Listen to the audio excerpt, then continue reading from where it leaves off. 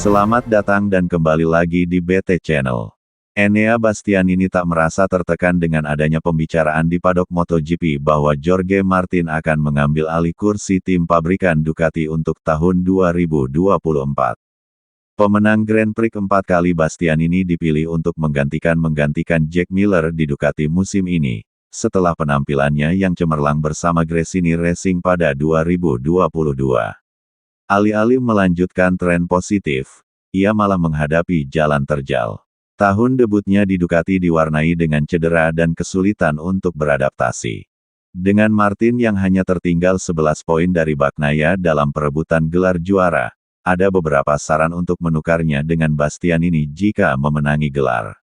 Direktur Olahraga Ducati, Paolo Ciabatti, mengonfirmasi di MotoGP Malaysia bahwa hal itu mungkin saja terjadi. Bastianini menikmati akhir pekan terbaiknya sejak GP Malaysia tahun lalu, setelah lolos kualifikasi di urutan ketiga dan finish keempat dalam sprint race.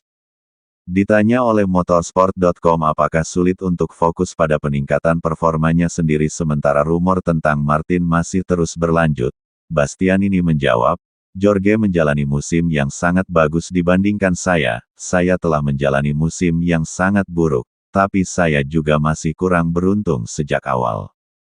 Di Portimao, saya kompetitif dan mungkin musim saya bisa lebih baik tanpa cedera ini, setelah ia mengalami patah bahu dalam tabrakan sprint.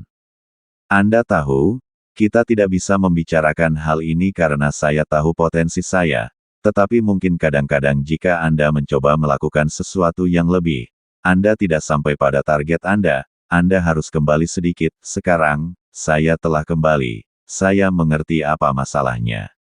Saya tidak tertekan dengan kasus ini, saya hanya senang dengan penampilan saya hari ini dan bersenang-senang dengan motor saya.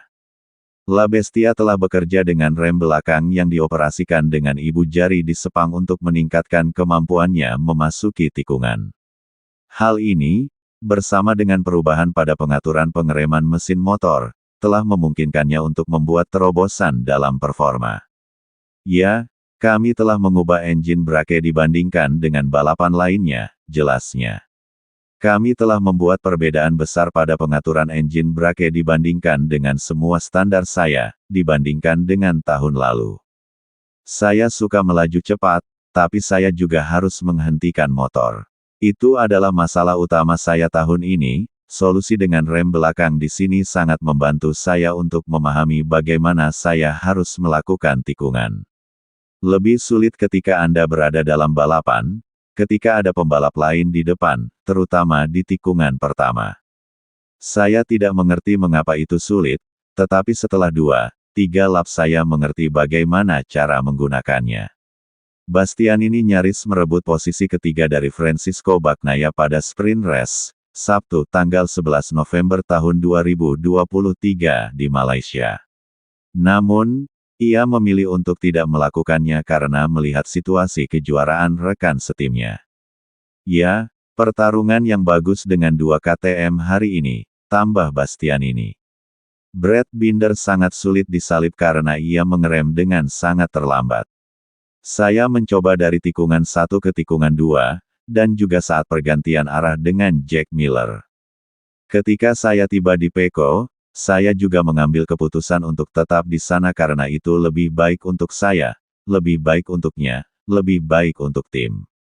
Juga karena itu berbahaya, juga karena ban depan sangat kritis.